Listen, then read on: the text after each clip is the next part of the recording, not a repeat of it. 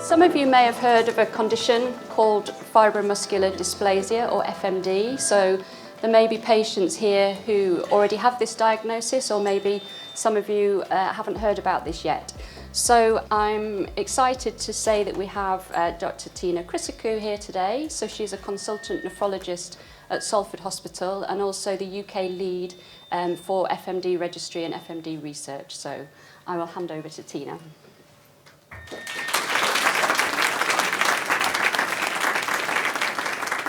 Thank you so much, Rebecca, and the SCAD team for the invitation today. It is an honour and a privilege to be here. And every time I come, it's amazing to see the Adlam army double in size, double in volume. So huge congratulations, because the work you're doing in SCAD also helps further research in FMD as well. So I've been asked to talk to you a little bit about fibromuscular dysplasia, or FMD for short, today. And specifically, you've asked me to cover what do SCAD patients need to know about FMD, tell you a little bit about the National FMD Clinic we have from Salford Royal Hospital, and a bit about the research taking place. So let's go back to basics, if you were. So I'd like you just to create a bit of a mind map. So what does FMD look like? So arteries are strong, elastic, muscular pipes. So imagine them to be literally like a pipe that carry oxygenated blood around the body. So FMD is a condition where part of that pipe, the muscle layer of that pipe, becomes a little bit more thickened, a bit more fragile, okay? And then this thickening we call narrowing, or stenosis is the medical word you might hear.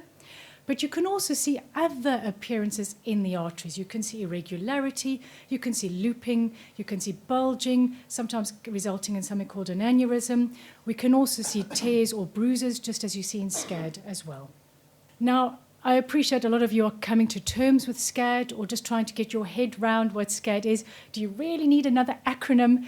But what I'm trying to convince you today is that knowledge is power. And if you know you've got FMD, and even if you don't have FMD, knowledge is power, and it helps us to keep you well. Okay. So the one thing that I think is a bit of a take-home message is that FMD in SCAD tends to be mild. Okay. Many people with FMD don't have symptoms. They wouldn't even know they had FMD, weren't it for a scan that picked it up incidentally. And a lot of FMD areas can remain stable and unchanged for many, many years. But of course, in some, it will cause a lot of challenges. It may cause complications like reducing blood flow through that narrowed area. If the arteries are a bit more friable, if you have a tear or a bruise, just as you have in SCAD, that can also result in symptoms. And also if you've got an aneurysm, that's a larger expansion of a blood vessel artery that needs to be monitored in the event of it resulting in a bleed. So knowing if you've got FMD or not is valuable because it enables the right management and surveillance scans to keep you well. I don't know if you're aware of the FMD SA website. This is an amazing resource for patients and physicians alike. So it's the American FMD Patient Group. And I've recently noticed that they've got an FMD dictionary on there, which is really helpful. So if you see any of these words in your medical notes, it just helps to demystify and explain a little bit about what they are. So I'd strongly recommend looking at their website.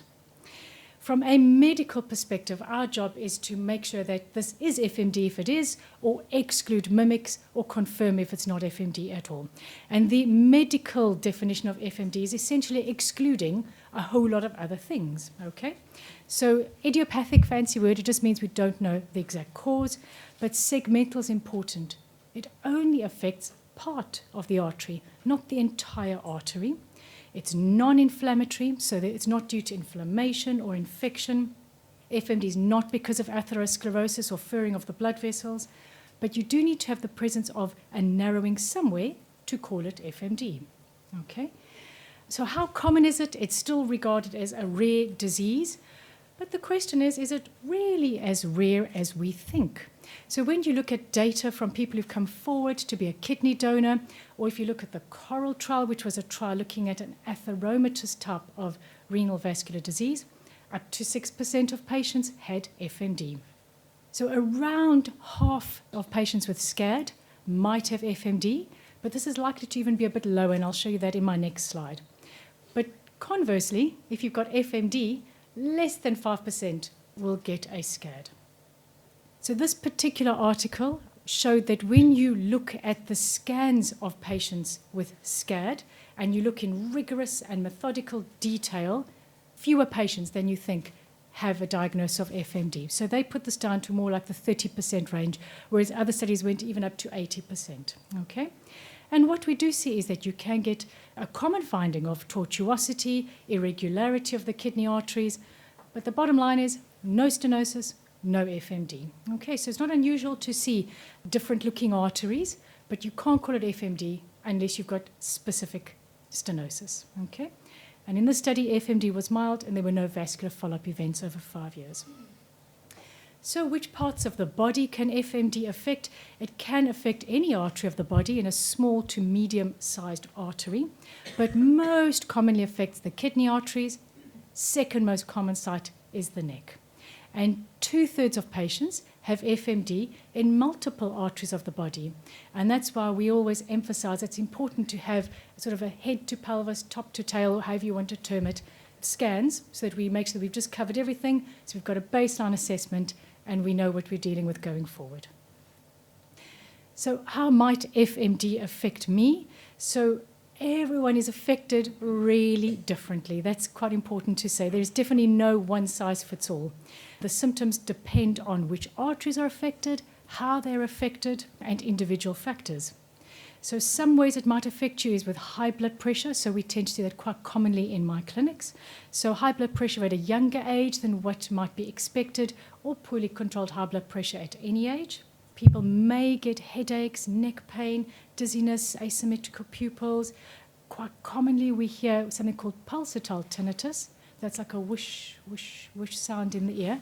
Not sinister, but it's just something to be aware of. It's quite a common symptom. And then you might get the latter spectrum, which is the dissections, the tears, the bruises, just as in SCAD, in another artery. This might even result in a stroke, a mini stroke. But then equally, some patients won't have any symptoms at all from FMD. But who are the faces of FMD? And this picture really does highlight who that is, and it's 9 times more common in women, but predominantly middle-aged women. When men get FMD, they tend to have slightly more tendency to tears, but the bigger our registries get and the bigger our data sets get, the less likely it is to run in families. So this is not something we would associate with being a familial condition, except in a tiny few. But smoking is quite important. So we've just finished writing up our 5-year clinic data, and we found that the only patients in whom we saw a more aggressive type of FMD, more likely to have events, were active smokers. So there is other international data confirming this as well. So that's something we really do emphasize in the clinic, is to stop smoking if you smoke. So any previous or current smoking might be a predisposition to have an FMD event. How do we pick up FMD? There's no blood test. We don't do biopsies. This is all done on scans. Okay, and there's 2 main types of FMD. The one on the left is that string of beads, the typical string of beads appearance you might have heard about. That's called multifocal FMD. So multiple focal areas of the kidney artery have this narrowing. And then on the other side, we have focal stenosis. That means just one area. The focal stenosis tends to be slightly more noticeable narrowing, and it's more likely to present at a younger age, more likely to present in children, more likely to present in men, and more likely to cause problems like high blood pressure as well. So it's important to sort of understand which of those 2 patients fall into. As mentioned, we do see lots of other interesting arterial appearances. Interesting is potentially a subjective point here, but it doesn't always mean that because you're seeing something unusual that it's going to cause a problem at all. It's just something that we definitely notice in a lot of our patients. So if we go back 6 years, so in 2019, there was no research on FMD in the UK. There was no widespread education on FMD, barely covered in medical school, not something really talked about. Very few people would have encountered it. So FMD expertise was held in just a few centres who themselves might only see a tiny few cases. And many patients relate to me the challenges of getting a diagnosis, some validation of the condition, what now, no expertise, nobody coordinating their care. And there is a question, who has accountability for FMD? Because it depends which part of the artery it might have affected. So does it fall under renal services, neurology, vascular, gastro, surgery, neurosurgery, or the GP? So I had a lot of patients expressing challenge getting some accountability for their care. And then, because every patient is affected so differently, this was building a really strong case for a bespoke clinic. So how did we take this further? We ran our first patient information day at Salford Royal Hospital in 2019, and the first half of the day was sharing knowledge, education. We had experts in the field coming to talk about FMD and SCAD. And the second half of the day, we ran a workshop, and the workshop was where we asked yourselves to give us a roadmap to help us design what would your wish list look like for FMD in the UK. And this was the wish list drafted. So on the left, we had the clinical wish list. There was a huge amount of support for a dedicated FMD clinic, some coordination of care, acknowledgement and validation of the condition, and also to meet other people, a sense of community, some peer support. And then on the right-hand side was research. People were really keen to be involved in research to understand the condition better, but also to understand what information is coming out from the research in an understandable format. And then lots of questions which are similar to the SCAD population. Why are there gender differences? Is there a cause? Is there a genetic involvement? Do hormones play a role? So I'm pleased to say that in 2025, we've managed to put some ticks next to that wish list. So we have a dedicated FMD clinic run from Salford Royal Hospital. There is coordination of care. There is acknowledgement, validation of the condition. The brilliant FMD Society of UK and Ireland have been set up. They're an amazing forum, and I know a couple of you in this room are part of that group as well. So really grateful to them and the amazing peer support that they provide. And I'm pleased to say we have an FMD registry. The rest of the questions, still working on those. But you've got to start somewhere, and it's baby steps when it comes to a rare disease. These things are difficult to fund. I do have a couple of grey hairs because of trying to get things funded and approved. But we've got to start somewhere, and we have certainly started. So a bit about the National FMD Clinic. This benefits from neurology, neuroradiology, interventional radiology, and renal input. We've had around just over 250 patients come through the clinic, but what really struck me in the first 2 years was how many people did not have FMD actually, and I really had to educate myself on these conditions. But the most common reason for not having FMD was that it was overcalled on a scan. So either there was movement during the scan, and when you're talking about small little arteries, there's often blurring and artifact. So once we undertook much higher resolution, good quality imaging, we were able to discern that a bit better. So we really place emphasis on high quality imaging. I've got very particular criteria I ask the radiologist to request, and MDT review, so that you're getting an expert panel looking at your film, so that there's consensus on what we're looking at here. And we've had 2 publications. We've just recently published our pregnancy data. We've also published on FMD in the older patient, which is often something neglected or not found. And our 5-year data is in press at the moment. We manage all our patients using international consensus guidelines, and this is the one document to be referenced if there ever is. So this is the gold standard document for management of FMD. In the clinic, we follow a sort of a 12-step process. So as I said, we make sure we confirm if you've got FMD or not. We make sure everybody's got high-quality imaging, top to tail. We talk a lot about blood pressure control, because keeping your blood pressure under control helps keep your blood vessels healthy. But we also look at whether the blood pressure is being driven by FMD that might need an angioplasty. We talk a lot about stopping smoking if that's relevant. We look at whether antiplatelets, so aspirin, clopidogrel, etc., is beneficial in use. So every patient has an individual risk-benefit analysis. We're swayed more towards aspirin and clopidogrel if you've got neurological involvement, if you're over 65. And then we look at how often you need your scans going forward. We also involve multiple specialities. And then quite a lot of the work is on educating patients about symptoms. What is because of FMD? What isn't? What might be important to look out for? Migraine management is something our neurologist deals a lot with. Hormone advice, pregnancy advice. We signpost to the patient support group, and research, we're really keen. as are our patient group on being involved in research. And if it's relevant for you, if your FMD was picked up when you came forward to be a kidney donor, we look at individual specific advice for you as well. And at the bottom right is my lovely secretary, Penny Lees. She is the unsung hero of this clinic. The amount of work that poor Penny has to do for me is phenomenal. She really goes over and above, chasing scans from all over the country. Truly, without Penny, I would struggle to see how this clinic would run.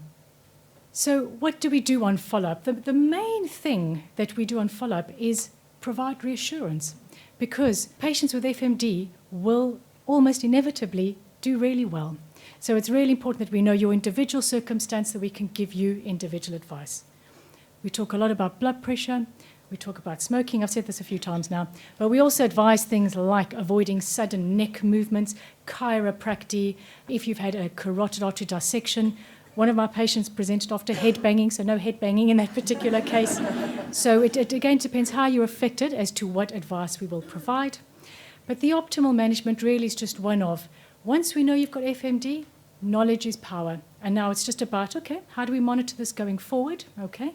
And that's just about careful, watchful waiting over time and intervention where necessary. Usually, once we've completed a couple of things at baseline, you only need annual follow-up. Okay. Just quickly on renal artery angioplasty, because I was asked to mention this. So renal artery angioplasty is only relevant in some patients who've got kidney artery narrowing.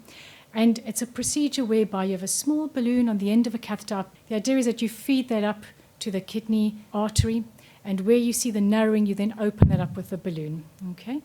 We tend to see around 2/3 of patients have their blood pressure improved by this procedure, especially if they've got the focal type of FMD or if they're younger.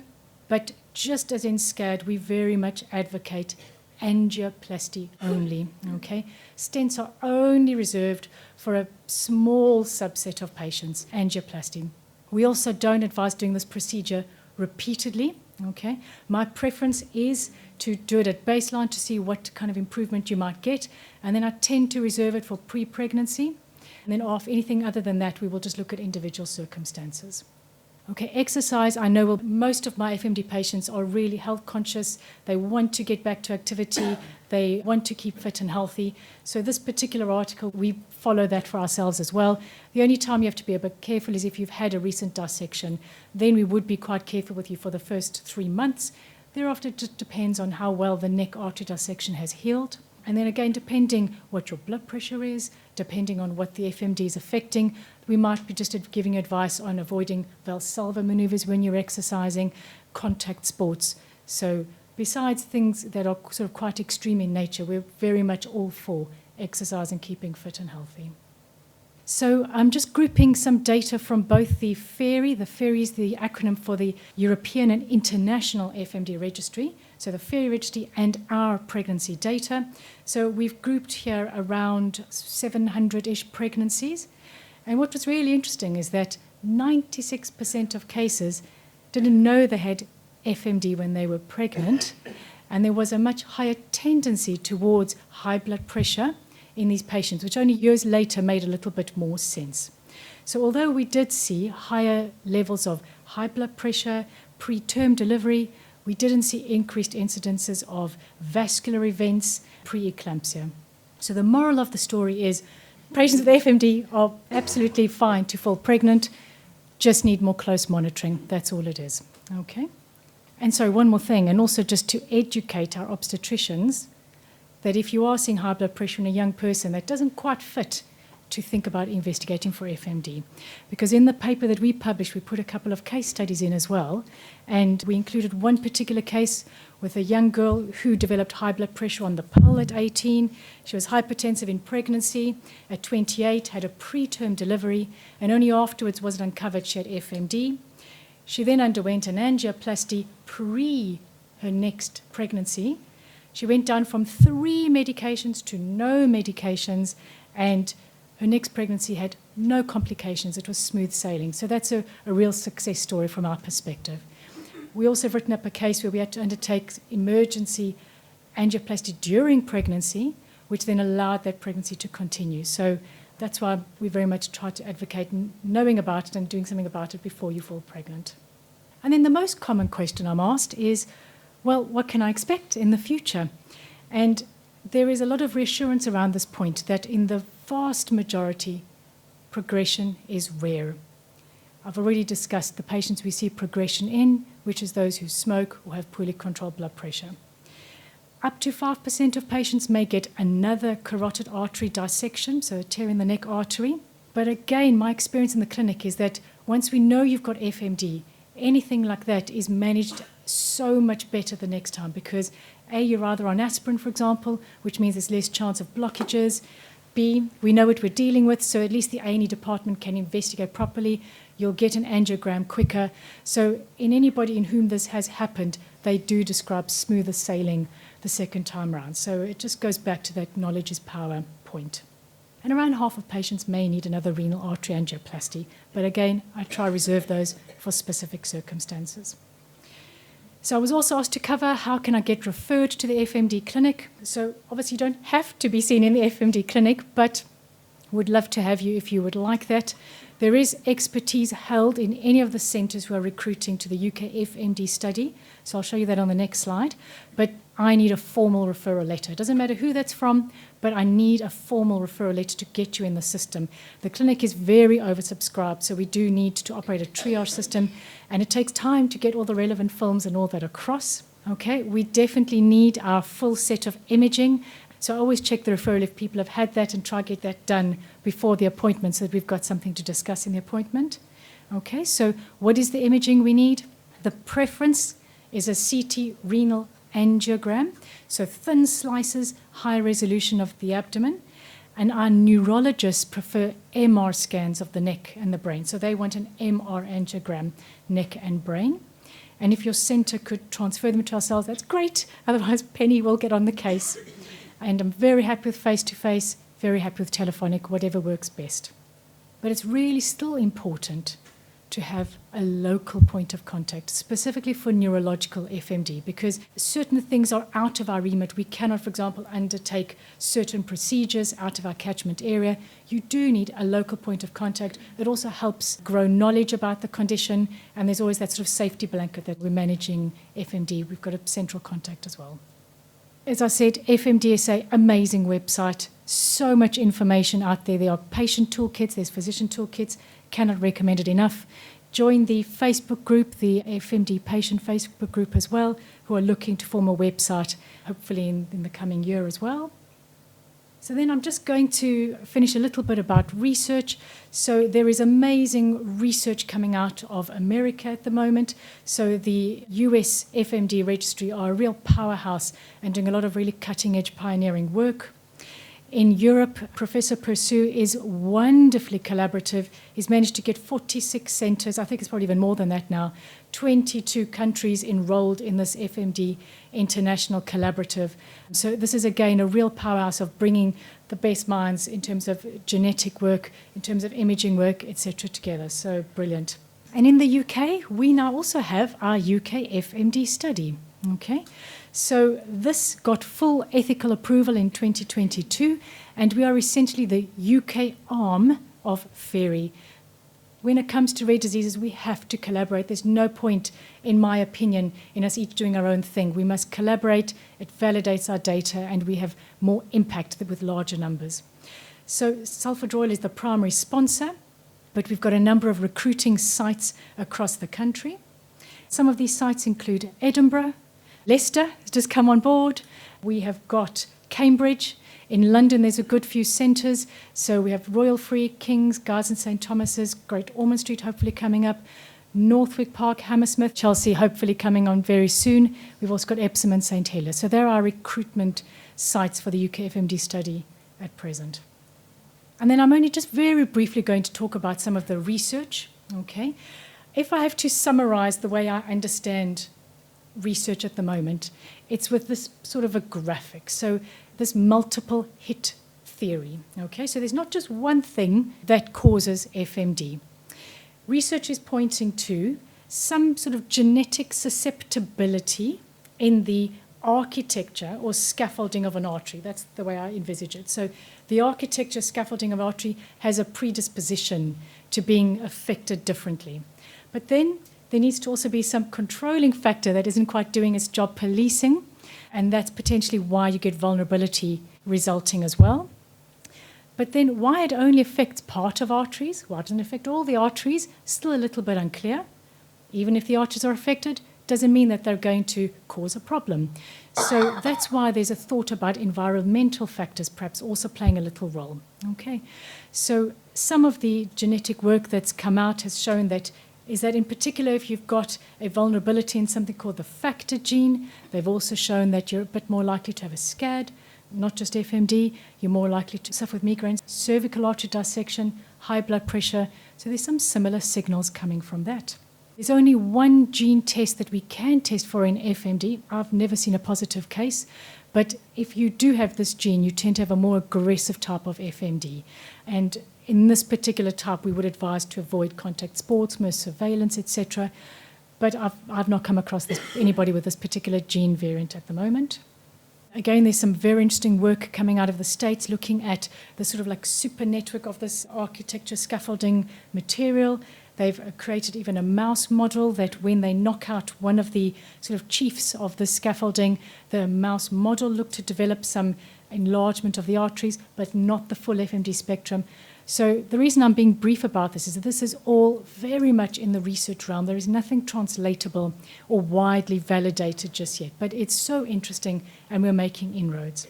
There's also some potential promise of a blood test, again, very much in the research realm, because when you look at the blood of patients with FMD, they do exhibit what they call a signature. So a signature that looks a little bit different. So there's something that needs to be studied better. So how can you get involved in research? So sign up to the UK FMD study, sign up to Radar. So all of this we give you access to if you come to the UK FMD clinic. We've got some research coming available in the next month or so as well, some novel imaging research. We're also looking at some surveys. There is the UK FMD patient group. I'm very grateful to one of our patients, Jason North, who helped to fundraise some money for us to further our FMD work last year. And I'm sure the FMD patient group are looking at this as well. So I want to hear from you. You know, we are very much co-creating this journey and we are a team in this journey together. So if you can, please fill out those questionnaires and just leave them in the box. That would be amazing. So in summary, okay, if you've had SCAD, it's really helpful to have had head to pelvic imaging so we can see if you've got FMD or not, okay? If you do have FMD, it's helpful to have a referral either to the FMD clinic or be seen by one of the centres who know about it. We can then give you the correct advice to keep you well. FMD tends to be mild, low rates of progression, but we focus a lot on smoking, blood pressure. There is a national clinic, there's national research, and thank you for the partnership.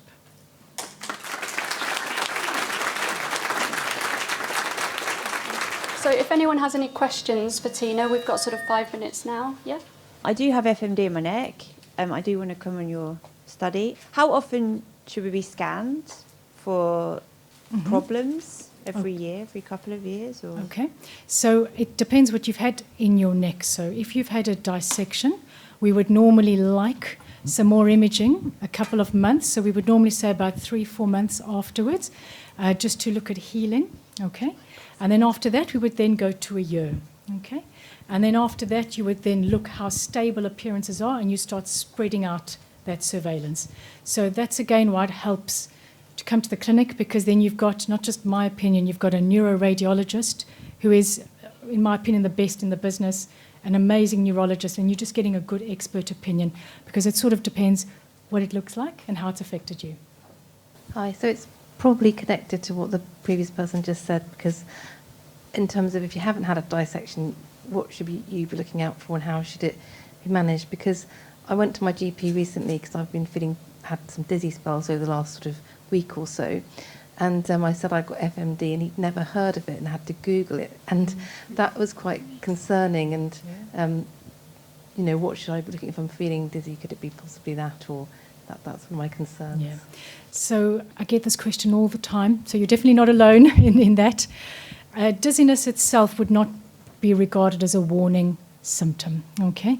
What you might want to look out for is if you've got severe neck pain, accompanied by severe headaches that are not your usual headaches, or any kind of neurological symptoms. Okay, so any of your stroke symptoms, the fast symptoms, that's something that you must seek help for. Okay, with regards to dizziness on its own, very unlikely that FMD is going to be involved in that at all.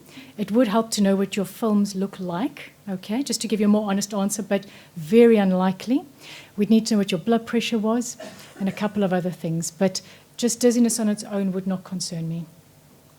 That's why it's always helpful to have a local neurologist, because they will be often a little bit easier to get hold of if the GP doesn't understand what FMD is.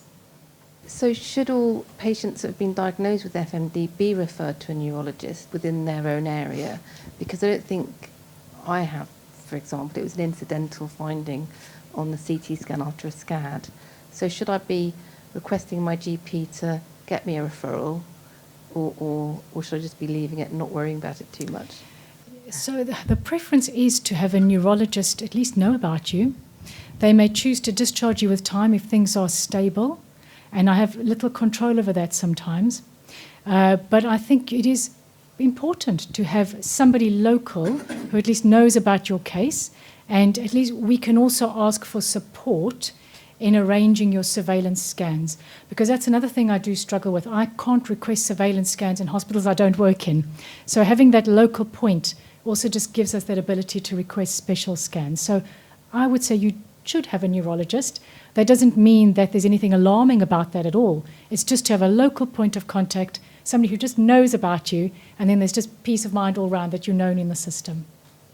Hi, so in a young person with a unexplained high blood pressure, if we've ordered a renal ultrasound, if there was FMD, would there be any indication on the ultrasound, and what would be the indication for referring for an angiogram? So a renal ultrasound scan is not geared to look at arteries at all. So a renal ultrasound scan will never cut it in terms of getting an FMD diagnosis. A renal ultrasound scan will tell us the size, the shape, the texture of the kidneys. It'll have a good look at the ureters, the bladder, and all that sort of thing. Some centres will do something called a Doppler. Okay, so that's where they look at waveforms and flow through the kidney artery. But some centres are very expert at this, but there is a problem with Dopplers because there is a very wide area for disagreement. So in the medical world, we would call that intra-observer variability. In other words, what I see is not necessarily what you see. So the ultrasound scan will give you important information. It'll tell if your kidneys are the same size. Is there one that's smaller? It'll give you that sort of information. But if you have persistent high blood pressure at a young age, you should be having a CT renal angiogram. Okay, and then that will look more closely at the kidney arteries. You also get a chance to look at the adrenal glands, because there's a good few investigations you have to go through.